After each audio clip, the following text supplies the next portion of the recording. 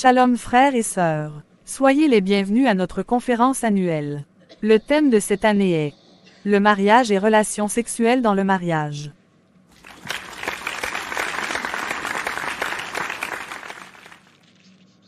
Marc 10 versets 7 à 8 LSG 7 C'est pourquoi l'homme quittera son père et sa mère, et s'attachera à sa femme, 8, et les deux deviendront une seule chair. Ainsi ils ne sont plus deux, mais ils sont une seule chair. 1 Corinthiens 7 sur 2-4 LSG 2 Toutefois, pour éviter l'impudicité, que chacun ait sa femme, et que chaque femme ait son mari. 3 Que le mari rende à sa femme ce qu'il lui doit, et que la femme agisse de même envers son mari. 4 La femme n'a pas autorité sur son propre corps, mais c'est le mari, et pareillement, le mari n'a pas autorité sur son propre corps, mais c'est la femme. La Bible ne dit pas clairement à partir de quand un couple est marié devant Dieu. Il y a 3 points de vue courants. 1. Un couple est marié devant Dieu dès lors leur mariage a une valeur légale et officielle. 2. Un couple est marié devant Dieu dès lors que leur union a fait l'objet d'une cérémonie de mariage formelle. 3. Un couple est marié devant Dieu dès lors qu'il a des relations sexuelles. Nous allons étudier ces 3 points de vue et analyser leurs forces et faiblesses. Marc 10 versets 7 à 8 LSG 7 C'est pourquoi l'homme quittera son père et sa mère, et s'attachera à sa femme, 8, et les deux deviendront une seule chair. Ainsi ils ne sont plus deux, mais ils sont une seule chair. 10 versets 7 à 8. LSG, un couple est marié devant Dieu dès lors que leur mariage a une valeur légale et officielle. Les partisans de ce point de vue s'appuient généralement sur le commandement biblique de soumission aux autorités, Romains 13 versets 1 à 7, 1 Pierre 2 verset 17. L'argument est que, si un gouvernement exige certaines démarches administratives pour qu'un mariage soit reconnu, alors tout couple doit s'y soumettre. C'est parfaitement biblique, tant que ces exigences sont raisonnables et ne contredisent pas la parole de Dieu. Romains 13 versets 1 à 2 nous dit que chacun se soumette aux autorités qui nous gouvernent, car toute autorité vient de Dieu, et celles qui existent ont été établies par Dieu. C'est pourquoi celui qui s'oppose à l'autorité résiste à l'ordre que Dieu a établi, et ceux qui résistent attireront une condamnation sur eux-mêmes. Ce point de vue pose cependant un certain nombre de problèmes. D'abord, les mariages existaient déjà avant l'apparition de gouvernements organisés. Pendant des milliers d'années, les gens se sont mariés sans aucun certificat de mariage ni aucune exigence particulière. Ensuite, encore aujourd'hui, il y a des pays où le gouvernement ne reconnaît pas les mariages. Par ailleurs, certains gouvernements ont des exigences anti-bibliques pour qu'un mariage soit reconnu. Par exemple, certains pays exigent l'on célèbre tout mariage quel qu'il soit dans une église catholique, selon les enseignements catholiques et par un prêtre catholique. Pour ceux qui sont en désaccord avec l'Église catholique et sa conception du mariage comme un sacrement, il ne serait évidemment pas biblique de l'apostrophe. Accepter. 2. Un couple est marié devant Dieu quand il a célébré une cérémonie de mariage formelle. Certains exégètes interprètent l'épisode où Dieu amène Ève à Adam, Genèse 2 versets 22-22, comme une première cérémonie de mariage, avec Dieu pour officiant, de même qu'aujourd'hui, un père donne sa fille lors du mariage. En Jean 2, Jésus a assisté à un mariage, ce qu'il n'aurait pas fait s'il ne l'approuvait pas. Le fait que Jésus soit présent à un mariage ne signifie cependant pas que Dieu exige une cérémonie de mariage, mais cela montre que celle-ci est acceptable à ses yeux. Presque toutes les cultures de l'histoire de l'humanité avaient une forme de cérémonie nuptiale. Dans chaque culture, un événement, acte, contrat ou serment scelle une union maritale. 3. Un couple est marié devant Dieu à partir du moment où il a des relations sexuelles.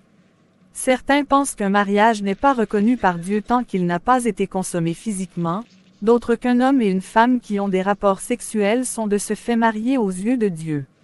Ce point de vue a pour fondement le fait que les rapports sexuels entre un homme et sa femme constituent l'accomplissement final du principe selon lequel les époux deviennent une seule chair, Genèse 2 verset 24, Matthieu 19 verset 5 Éphésiens 5 verset 31. Dans ce sens, la relation sexuelle est effectivement le sceau du mariage. Si un couple est marié légalement et cérémoniellement, mais que pour une raison quelconque, il ne peut pas avoir de relation sexuelle, il n'en est pas moins considéré comme marié. Nous savons que Dieu n'assimile pas les relations sexuelles au mariage, puisque l'Ancien Testament fait souvent la distinction entre épouse et concubine. Par exemple, 2 Chroniques 11 verset 21 dit d'un ancien roi. Roboam-Maka, la petite fille d'Absalom, plus que toutes ses femmes et concubines. Il eut 18 femmes et 60 concubines. Dans ce verset, les concubines, qui avaient des relations sexuelles avec le roi Roboam, ne sont pas considérées comme ses épouses et sont citées à part. De plus, 1 Corinthiens 7 verset 2, indique que le sexe avant le mariage est une pratique immorale. Si les relations sexuelles faisaient qu'un couple est marié, alors elles n'auraient plus rien d'immoral. Il n'y a absolument aucun fondement biblique pour affirmer qu'un couple non marié, ayant eu des relations sexuelles, puisse se déclarer marié, et que par conséquent, tous ces rapports sexuels futurs seront moraux et honoreront Dieu. Alors, qu'est-ce qui constitue un mariage aux yeux de Dieu? Il semble que les principes suivants doivent être respectés. 1. Pour autant que les exigences soient raisonnables et n'aillent pas à l'encontre de la Bible, un couple doit toujours rechercher la reconnaissance officielle des autorités. 2. Il doit aussi respecter les traditions culturelles et familiales qui confèrent à son union une reconnaissance sociale. 3. Pour autant qu'il est possible, il doit consommer le mariage par des relations sexuelles afin d'accomplir le principe « une seule chair » dans sa dimension physique. Qu'advient-il si un ou plusieurs de ces principes ne sont pas appliqués? Dans ce cas, le couple est-il toujours considéré comme marié aux yeux de Dieu? En définitive, c'est entre Dieu et le couple. Dieu connaît nos cœurs, 1 Jean 3 verset 20, et sait faire la différence entre un véritable engagement marital et nos tentatives de justifier l'immoralité sexuelle. En haut, la page d'accueil en français, qu'est ce qui constitue un mariage selon la Bible? La puissance et les dégâts de relations sexuelles hors mariage. Dans le sang se trouve le code génétique de l'homme, c'est-à-dire les secrets les plus profonds de sa destinée. En un mot, le code de votre vie se trouve dans le sang. Et pour coup le moment le plus critique de votre vie et lors de rapports sexuels, car le coffre-fort de votre vie ouvre comme celui d'une banque lors de transfert de fonds. C'est en ce moment que les braqueurs peuvent agir. Et lors de rapports sexuels que vous pouvez tout perdre, finances, santé, mariage, travail, bonheur, exactement comme Samson qui a été décodé par Dalila et a perdu sa force et David lors des rapports sexuels. Juge 16 versets 1 à 19. Alors une personne qui vit dans l'immoralité sexuelle, dans la fornication, dans l'adultère, impudicité, avec un ou plusieurs partenaires, cette dernière est sans le savoir en train de donner le code de sa vie à toute la contingence satanique et démoniaque tout en exposant son avenir, sa sang, sa vie, ses enfants, sa vie, ses enfants, son travail, sa destinée.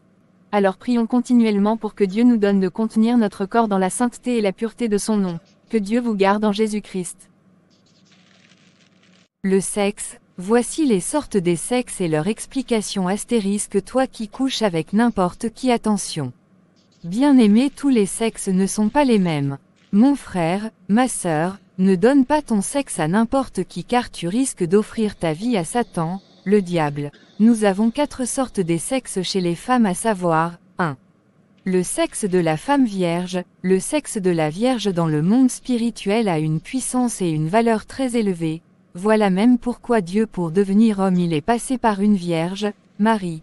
Matthieu 1 verset 23 LSG. Voici, la vierge sera enceinte, elle enfantera un fils, et on lui donnera le nom d'Emmanuel, ce qui signifie Dieu avec nous. Le sexe d'une vierge, c'est le sexe le plus recherché dans le monde satanique. Mon frère, il ne s'agit pas seulement d'une fille, même nous les hommes. La chasteté est une richesse spirituelle. Apocalypse 14 verset LSG, 4, ce sont ceux qui ne se sont pas souillés avec des femmes, car ils sont vierges, ils suivent l'agneau partout où il va.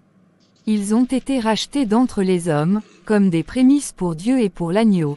Hommes qui accompagnaient l'agneau, Jésus, étaient des hommes qui n'ont jamais connu de sexe d'une femme sur terre. Vous voyez, c'est la chasteté qui a fait la valeur de Joseph en Égypte. La chasteté et la virginité, c'est l'innocence et la pureté dans un psaume 20, à cause de se préserver face au sexe, David et ses soldats ont pris part au pain sacré réservé aux sacrificateurs. Donc, la chasteté et la virginité, c'est l'innocence dans le monde spirituel. C'est pourquoi le sexe d'une vierge est recherché pour en faire des autels sataniques.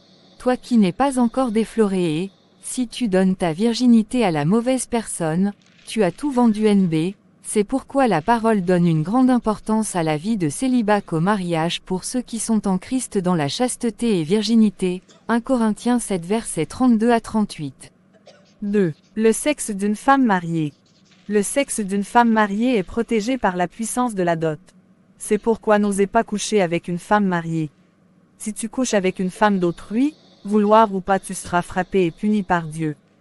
Comme fut le cas pour David.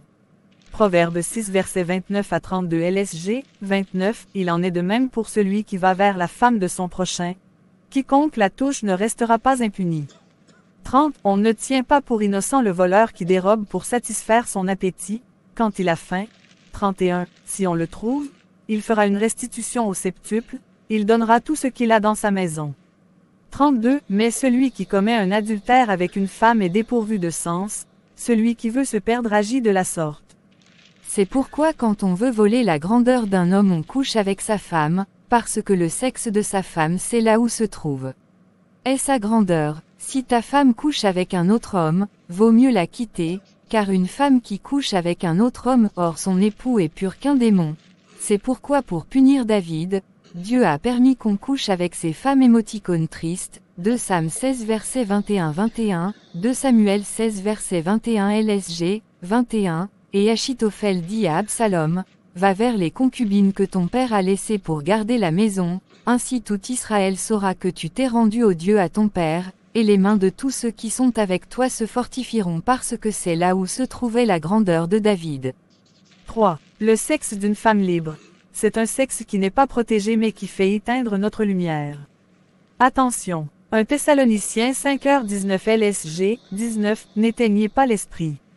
4. Le sexe d'une prostituée, c'est le sexe le plus dangereux, parce que c'est un sexe passoire, qui couche par ici par là, attention.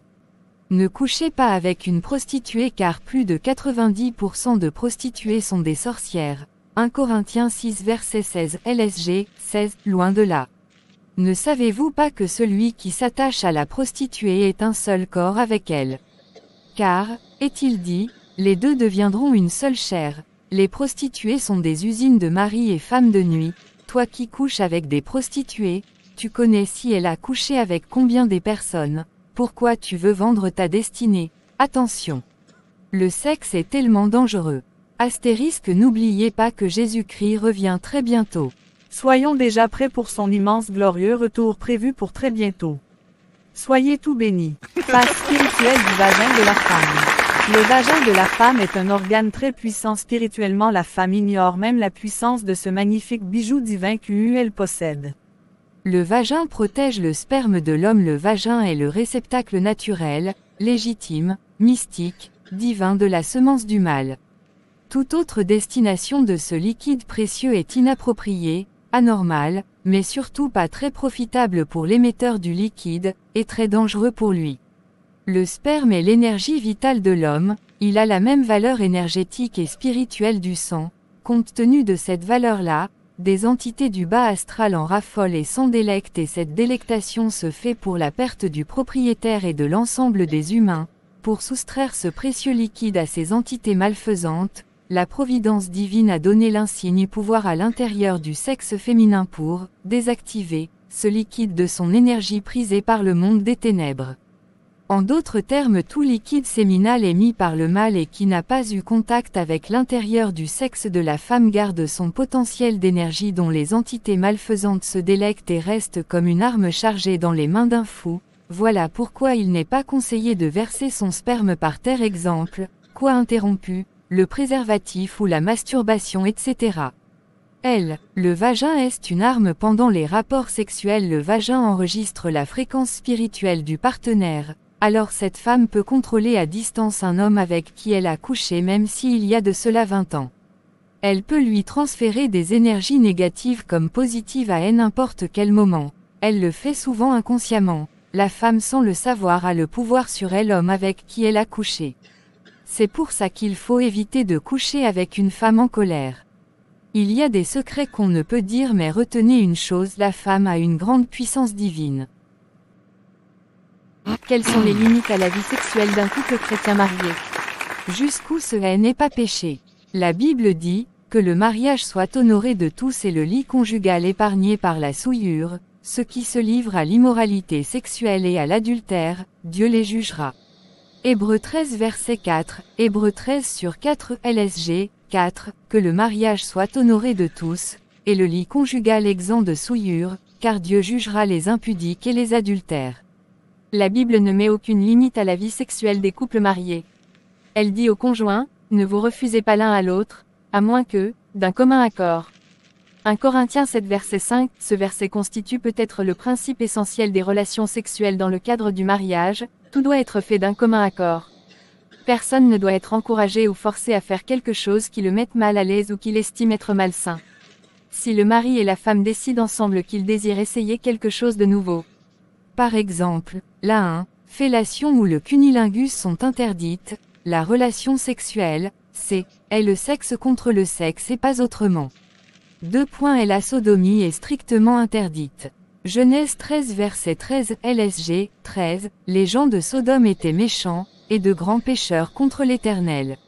Genèse 19 verset 1 à 6, 8 à 11, 13 à 14, 24 LSG, 1, les deux anges arrivèrent à Sodome sur le soir, et Lot était assis à la porte de Sodome. Quand Lot les vit, il se leva pour aller au-devant d'eux, et se prosterna la face contre terre. 2. Puis il dit, voici, mes seigneurs, entrez, je vous prie, dans la maison de votre serviteur, et passez-y la nuit, lavez-vous les pieds, vous vous lèverez de bon matin, et vous poursuivrez votre route. Non, répondirent-ils, nous passerons la nuit dans la rue. 3. Mais Lot les pressa tellement qu'ils vinrent chez lui et entrèrent dans sa maison. Il leur donna un festin, et fit cuire des pains sans levain. Et ils mangèrent. 4. Ils n'étaient pas encore couchés que les gens de la ville, les gens de Sodome, entourèrent la maison, depuis les enfants jusqu'aux vieillards, toute la population était accourue. 5. Ils appelèrent Lot, et lui dirent, où sont les hommes qui sont entrés chez toi cette nuit? Fais-les sortir vers nous, pour que nous les connaissions. 6. Lot sortit vers eux à l'entrée de la maison, et ferma la porte derrière lui. Crochet ouvrant. 8. Voici, j'ai 2 filles qui n'ont point connu d'homme. Je vous les amènerai dehors, et vous leur ferez ce qu'il vous plaira. Seulement, ne faites rien à ces hommes puisqu'ils sont venus à l'ombre de mon toit. 9. Ils dirent, retire-toi. Ils dirent encore, celui-ci est venu comme étranger, et il veut faire le juge. Eh bien, nous te ferons pique à eux. Et, pressant Lot avec violence, ils s'avancèrent pour briser la porte. 10. Les hommes étendirent la main, firent rentrer Lot vers eux dans la maison, et fermèrent la porte. 11. Et ils frappèrent d'aveuglement les gens qui étaient à l'entrée de la maison, depuis le plus petit jusqu'au plus grand, de sorte qu'ils se donnèrent une peine inutile pour trouver la porte. Crochet ouvrant. 13. Car nous allons détruire ce lieu, parce que le cri contre ses habitants est grand devant l'Éternel. L'Éternel nous a envoyés pour le détruire. 14. Lot sortit, et parla à ses gendres qui avaient pris ses filles, levez-vous, dit-il, sortez de ce lieu, car l'Éternel va détruire la ville. Mais, aux yeux de ses gendres, il parut plaisanter. 24. Alors l'Éternel fit pleuvoir du ciel sur Sodome et sur Gomorrhe du soufre et du feu, de par l'Éternel. Le sexe avec un autre organe que le vagin revient à aller contre l'ordre établi, sexe contre sexe. 3. La fellation sexe oral revient à boire le liquide séminal qui est le sang. Or la Bible interdit de manger le sang, Deutéronome 12 verset 23 LSG, 23, seulement, garde-toi de manger le sang, car le sang, c'est l'âme, et tu ne mangeras pas l'âme avec la chair. 4. Les différentes positions, la Bible n'y trouve rien à redire, certaines pratiques sexuelles ne sont cependant jamais acceptables pour un couple marié. Telles que les sexes, toys, échangisme, le triolisme et autres, parties carrées, de même que toute autre configuration de sexualité de groupe, sont des cas flagrants d'adultère, Galates 5 verset 19 LSG, 19, or, les œuvres de la chair sont manifestes, ce sont l'impudicité, l'impureté, la dissolution, Éphésiens 5.3, Colossiens 3.5, 1 Thessaloniciens 4.3. L'adultère est un péché, même si le conjoint le permet, l'approuve, voire y participe. La pornographie fait appel à la convoitise, qui est dans l'homme, et à la convoitise des yeux. Et la sodomie même dans le couple marié est un péché qui détruit le corps. Pratiquer la sodomie revient à rouler à contresens, Les sphincters anaux se relâchent et provoquent l'incontinence fécale et des maladies graves. Tout le péché sont les mêmes mais les conséquences sont différentes. La sodomie provoque, elle, incontinence fécale et le cancer du rectum. Le mariage n'est pas un permis de péché. Sodomie, fellation, cunnilingus sont des pratiques tirées des films pornographiques donc inspirées des sirènes des eaux. En pratiquant ces choses-là vous êtes directement en lien avec des esprits impurs qui animent les acteurs des films X. Beaucoup me diront que la Bible ne le mentionne pas. Oui c'est vrai, la Bible est un livre saint. Donc elle ne doit pas contenir des insanités. Il est écrit, 1 Corinthiens 10h23 LSG, 23, tout est permis, mais tout n'est pas utile, tout est permis, mais tout n'édifie pas.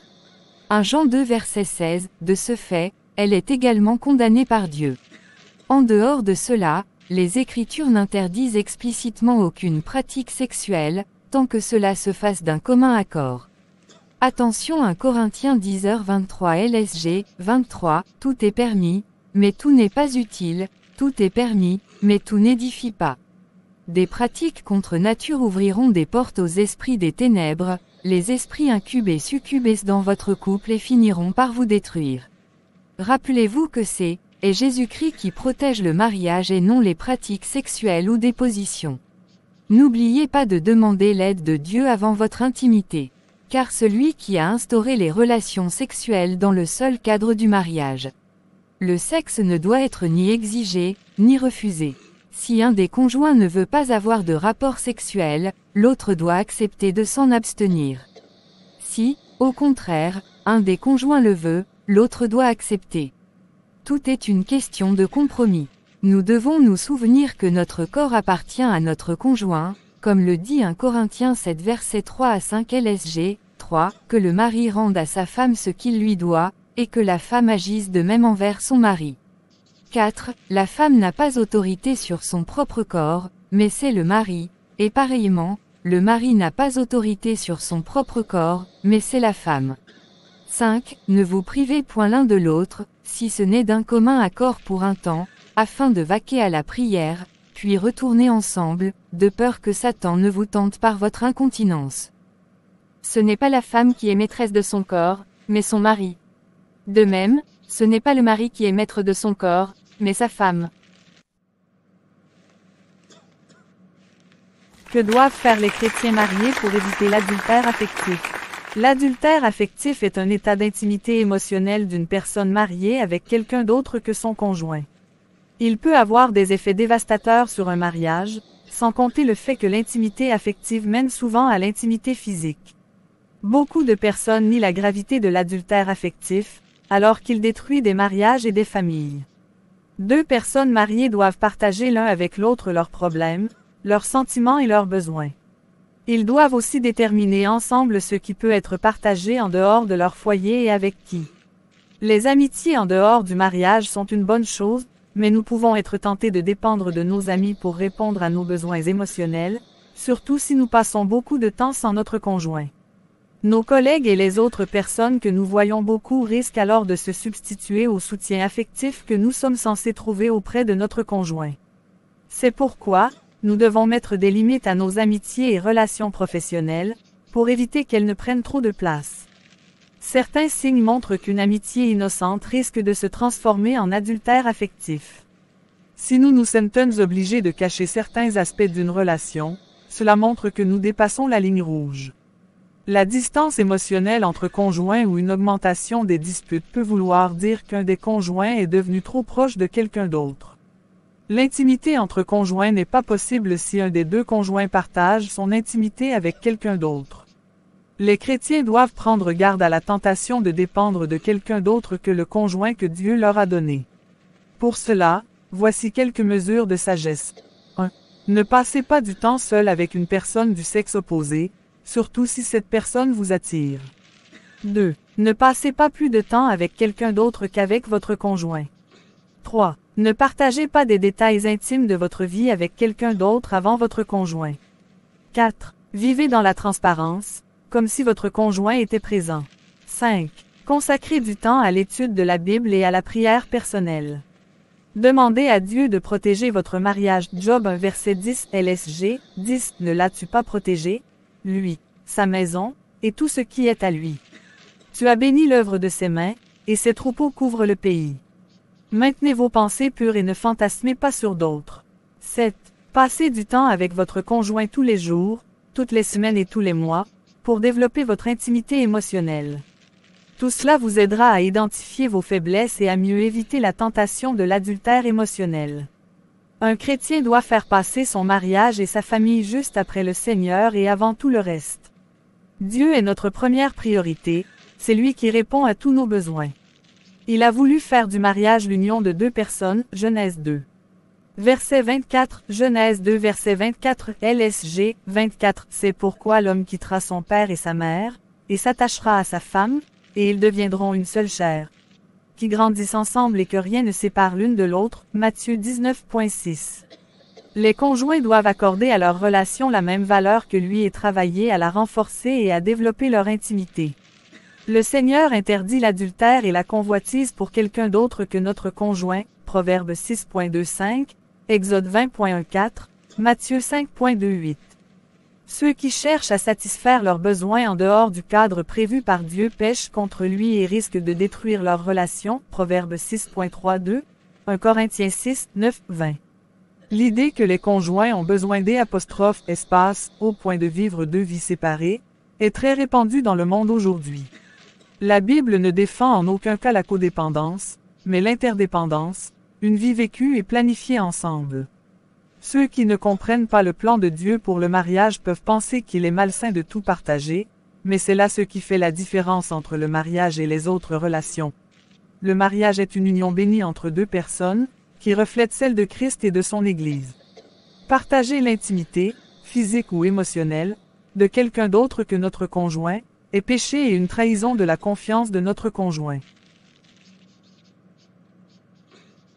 Jacques 1 verset 4 à 8 LSG 4 Mais il faut que la patience accomplisse parfaitement son œuvre, afin que vous soyez parfaits et accomplis, sans faillir en rien. 5 Si quelqu'un d'entre vous manque de sagesse, qu'il la demande à Dieu, qui donne à tous simplement et sans reproche, et elle lui sera donnée. 6 Mais qu'il la demande avec foi, sans douter. Car celui qui doute est semblable au flot de la mer, agité par le vent et poussé de côté et d'autre. 7 Qu'un tel homme ne s'imagine pas qu'il recevra quelque chose du Seigneur. 8 C'est un homme irrésolu, inconstant dans toutes ses voies. La discorde dans le foyer est clairement un obstacle à la prière, comme le souligne Pierre en mentionnant l'attitude irrespectueuse d'un homme vis-à-vis de sa femme comme un obstacle à ses prières. Marie, vivez de même en montrant de la compréhension à votre femme, en tenant compte de sa nature plus délicate. Montrez-lui de l'estime, car elle doit hériter avec vous de la grâce de la vie. Agissez ainsi afin que rien ne fasse obstacle à vos prières. 1 Pierre 3 verset 7 LSG 7 Marie, montrez à votre tour de la sagesse dans vos rapports avec vos femmes, comme avec un sexe plus faible, honorez-les, comme devant aussi hériter avec vous de la grâce de la vie. Qu'il en soit ainsi, afin que rien ne vienne faire obstacle à vos prières. En cas de grave conflit familial, si le chef de famille n'est pas dans l'attitude décrite par Pierre, sa communication avec Dieu sera entravée. De même, les épouses doivent respecter les principes bibliques de soumission à leur mari, pour éviter tout obstacle à leur propre prière, Éphésiens 5 versets 22 à 24 LSG, 22, Femmes, soyez soumises à vos maris, comme au Seigneur, 23, car le mari est le chef de la femme, comme Christ est le chef de l'Église, qui est son corps, et dont il est le Sauveur. 24, Or, de même que l'Église est soumise à Christ, les femmes aussi doivent l'être à leur mari en toutes choses. Heureusement, tous ces obstacles à la prière peuvent être immédiatement éliminés en venant à Dieu avec des prières de confession et de repentance. 1 Jean 1 verset 91 Jean 1 sur 9 LSG, 9, Si nous confessons nos péchés, il est fidèle et juste pour nous les pardonner, et pour nous purifier de toute iniquité, nous assure que, si nous reconnaissons nos péchés, il est fidèle et juste pour nous les pardonner et pour nous purifier de tout mal. Ensuite, notre communication avec Dieu sera de nouveau ouverte et non seulement nos prières seront entendues et exaucées, mais nous serons aussi envahis d'une joie profonde. C'est tout pour cette vidéo, veuillez liker et partager autour de vous. Abonnez-vous à notre chaîne YouTube. Activez la cloche de notification pour ne manquer aucune de nos vidéos. Demeurez bénies dans le nom de Jésus-Christ.